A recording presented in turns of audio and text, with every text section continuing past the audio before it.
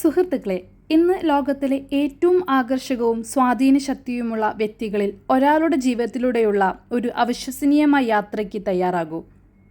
ഒരു സ്വപ്നം കൊണ്ട് ഗ്രഹങ്ങളെ വരെ കീഴടക്കി ഒരു മനസ്സിൻ്റെ ശക്തിയാൽ ലോകത്തെ മാറ്റിയ ഒരാൾ. ഇലൺ മസ്ക് എന്ന പേര് കേൾക്കുമ്പോൾ നമുക്കറിയാത്തവരായി ആരുണ്ട്? Tesla, space X, Starlink, Neuralink എന്നിങ്ങനെ ഒരു നിര തന്നെയുണ്ട് അദ്ദേഹത്തെ വിശേഷിപ്പിക്കാൻ. പക്ഷേ അതിനെ പിന്നിൽ കാണാതെ പോകുന്ന ഒരാളുടെ ആഴമുള്ള ദുഃഖങ്ങൾ, അനന്തമായ പരിശ്രമങ്ങൾ, ഒറ്റപ്പെട്ട യുദ്ധങ്ങൾ, ഒന്നുമില്ലാതെ ആരംഭിച്ച ഈ മനുഷ്യൻ ഇന്നത്തെ ലോകത്തെ തന്നെ മാറ്റിയ മഹാശക്തിയാകുന്നത് എങ്ങനെ? ഇതൊരു കഥയല്ല, ഇത് ഓരോ സ്വപ്നക്കാരുടെയും വിളിയാണ്. റോക്കറ്റുകളെയും ഇലക്ട്രിക് കാറുകളെയും കുറിച്ചുള്ളതല്ല, സ്വപ്നങ്ങളുടെയും പരാജയങ്ങളുടെയും ബന്ധങ്ങളുടെയും ലോകത്തെ മികച്ച സ്ഥലമാക്കാനുള്ള അടുക്കാനാവാത്ത ആഗ്രഹത്തിനെയും കുറിച്ചുള്ള കഥയാണിത്. കൈകളിൽ ഒരു വലിയ പുസ്തകവുമായി ഒരു മൂലയിലിരിക്കുന്ന ശാന്തനായ ഒരു കൊച്ചുകുട്ടിയെ സങ്കല്പിക്കൂ. അതെ, ആ കുട്ടി എലോൺ മസ്ക് ആയിരുന്നു. 1971 ജൂൺ 28 ദക്ഷിണാഫ്രിക്കയിലെ പ്രീറ്റോറിയയിൽ ജനിച്ചു. എലോൺ മറ്റു കുട്ടികളെ പോലെയല്ല. മറ്റുള്ളവർ ഗെയിമുകൾ കളിച്ചുകൊണ്ടിരിക്കുമ്പോൾ സയൻസ് ഫിക്ഷൻ വായിക്കാനും പ്രപഞ്ചത്തെക്കുറിച്ച് പഠിക്കാനും അദ്ദേഹത്തിന് ഇഷ്ടമായിരുന്നു. എലോണിൻ്റെ മാതാപിതാക്കൾ എറോൾ മസ്കും മെയ് മസ്കും വളരെ വ്യത്യസ്തരായ ആളുകളായിരുന്നു. എലോണിന് 9 വയസ്സുള്ളപ്പോൾ അവർ വിവാഹമോചനം നേടി. എലോൺ തൻ്റെ പിതാവിനൊപ്പം താമസിച്ചു. പക്ഷേ അവരുടെ ബന്ധം അത്ര സ്നേഹമുള്ളതായിരുന്നില്ല. പിന്നീട് എലോൺ തൻ്റെ ബാല്യത്തെ ഏകാന്തവും ബുദ്ധിമുട്ടുകളുമുള്ളതാണെന്ന് വിശേഷിപ്പിച്ചിട്ടുണ്ട്. എന്നാൽ എലോൺ വലിയ സ്വപ്നങ്ങൾ കാണാൻ ഇഷ്ടപ്പെട്ടിരുന്നു.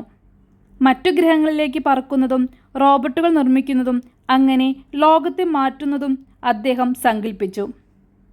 എലോണിനെ സ്കൂളിലെ കുട്ടികൾ എപ്പോഴും കളിയാക്കുമായിരുന്നു. അവൻ എപ്പോഴും നിശബ്ദനായിരുന്നു, പുസ്തകങ്ങളെ സ്നേഹിച്ചിരുന്നു. ഒരു ദിവസം ഒരു കൂട്ടം ആൺകുട്ടികൾ അവനെ പടിക്കെട്ടുകളിലൂടെ താഴേക്ക് തള്ളിയിട്ടു. എലോൺ തിരിച്ചടിച്ചില്ല. ആശുപത്രിയിൽ വരെ പ്രവേശിച്ചു. അദ്ദേഹം കൂട്ടുകാരിൽ നിന്നും കംഫർട്ടിനായി തൻ്റെ പുസ്തകങ്ങളിലേക്കും കമ്പ്യൂട്ടറിലേക്കും തിരിഞ്ഞു. വെറും 10 വയസ്സുള്ളപ്പോൾ എലോൺ തൻ്റെ ആദ്യത്തെ കമ്പ്യൂട്ടർ വാങ്ങി. ഏതാനും മാസങ്ങൾക്കുള്ളിൽ അദ്ദേഹം അതിൽ ആകൃഷ്ടനാകുകയും 12 വയസ്സുള്ളപ്പോൾ അദ്ദേഹം കോഡ് ചെയ്യാൻ സ്വയം പഠിക്കുകയും ചെയ്തു. 17 വയസ്സുള്ളപ്പോൾ ബ്ലാസ്റ്റർ എന്ന തൻ്റെ ആദ്യ വീഡിയോ ഗെയിം സൃഷ്ടിച്ച് $500 വിറ്റു. ദക്ഷിണാഫ്രിക്കയിൽ താമസിക്കാൻ ആഗ്രഹിക്കുന്നില്ലെന്ന് എലോൺ തീരുമാനിച്ചു. അവസരങ്ങളുടെ നാടായ യുഎസിലേക്ക് മാറാൻ അദ്ദേഹം ആഗ്രഹിച്ചു. പക്ഷേ ആദ്യം 1989 അദ്ദേഹം കാനഡയിലേക്ക് പോയി. അവിടെയാണ് അദ്ദേഹത്തിൻ്റെ അമ്മയുടെ ജനനം. എലോൺ കഠിനാധ്വാനത്തിലൂടെ മുന്നോട്ട് പോയി. തറ വൃത്തിയാക്കൽ, തടിവെട്ടൽ തുടങ്ങിയ എല്ലാ ജോലികളും ചെയ്തു. യുഎസിലെ സർവകലാശാലയിൽ പഠിക്കാൻ എലോണിന് സ്കോളർഷിപ്പ് നേടി. ഭൗതികശാസ്ത്രവും സാമ്പത്തിക ശാസ്ത്രവും പഠിച്ചു. കോളേജിനു ശേഷം ലോകത്തെ എങ്ങനെ മാറ്റാമെന്ന് ചിന്തിച്ചുകൊണ്ട് അദ്ദേഹം മണിക്കൂറുകളോളം ദിവസങ്ങളോളം ചെലവഴിച്ചു. എലോൺ തൻ്റെ സഹോദരൻ കിംബിളിനോടൊപ്പം സിപ്പ്2 എന്ന ആദ്യ കമ്പനി ആരംഭിച്ചു. സിപ്പ്2 പത്രങ്ങൾക്ക് ഓൺലൈൻ സിറ്റി ഗൈഡുകൾ സൃഷ്ടിക്കാൻ സാധിച്ചു. എലോൺ രാവും പകലും ജോലി ചെയ്തു. 1999 അവർ $307 മില്യൺ സിപ്പ്2 വിറ്റു. വെറും 27 വയസ്സുള്ളപ്പോൾ തന്നെ ഒരു കോടീശ്വരനായി. പക്ഷേ ഇലോൺ മസ്ക് അവിടെ നിന്നില്ല. X.com എന്ന പേരിൽ മറ്റൊരു കമ്പനി ആരംഭിച്ചു. അത് പിന്നീട് 2002 പേയ്പാലായി മാറി. പേയ്പാൽ $1.5 ബില്യൺ ഇബേക്ക് വിറ്റു. ഇലോൺ വിരമിച്ച് ആഡംബര ജീവിതം നയിക്കാമായിരുന്നു.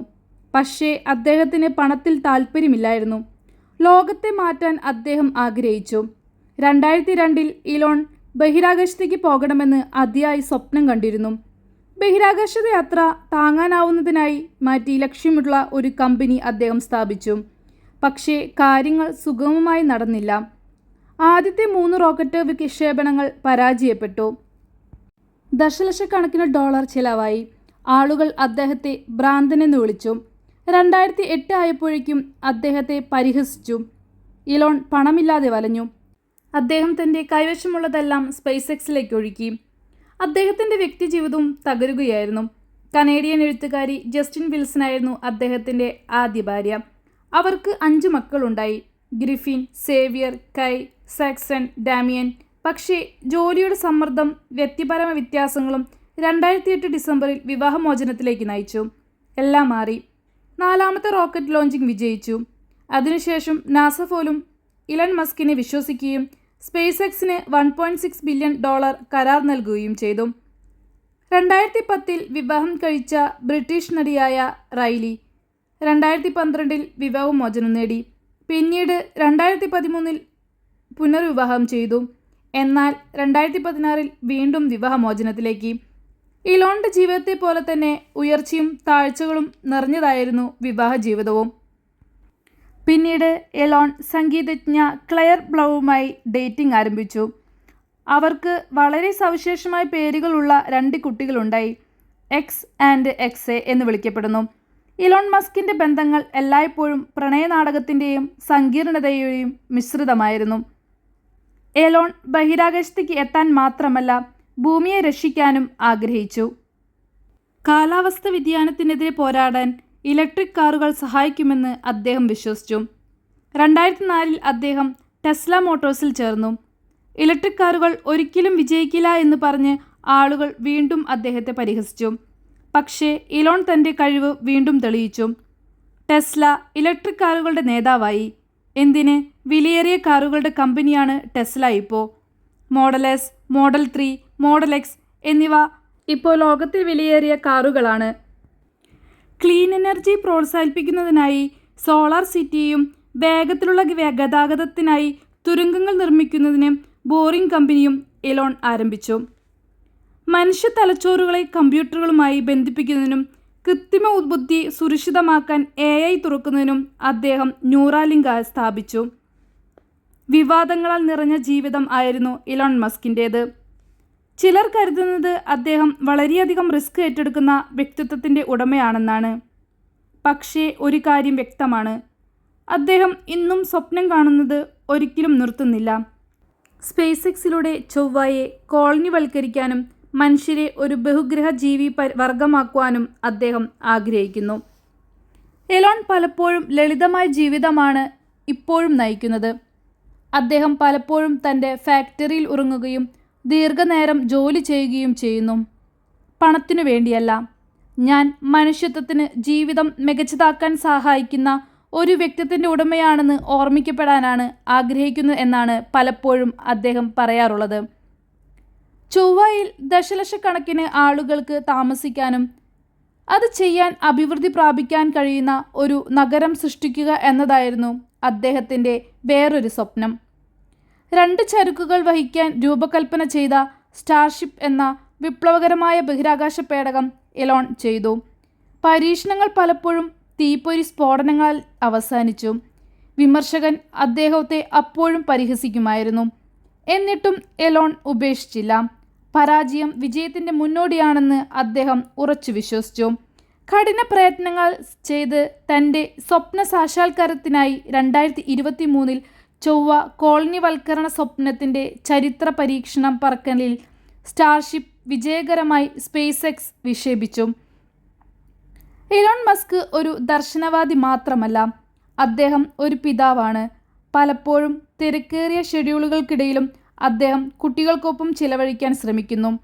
തൻ്റെ കുട്ടികളെ പഠിപ്പിക്കാൻ അദ്ദേഹം ആഗ്രഹിക്കുന്ന ഒരു കാര്യമുണ്ടെങ്കിൽ കഠിനാധ്വാനത്തെയോ പരാജയത്തെയോ ഒരിക്കലും ഭയപ്പെടരുത് എന്നാണ് അദ്ദേഹം ഒരു അഭിമുഖത്തിൽ പറഞ്ഞത്.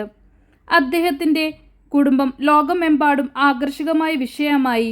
വെല്ലുവിളികൾക്കിടയിലും തൻ്റെ ബുദ്ധിമുട്ടുള്ള ജോലി ഷെഡ്യൂൾ കാരണം ബന്ധങ്ങൾ നിലനിർത്തുന്നത് ബുദ്ധിമുട്ടാണെന്ന് എലോൺ പലപ്പോഴും സമ്മതിച്ചിട്ടുണ്ട്.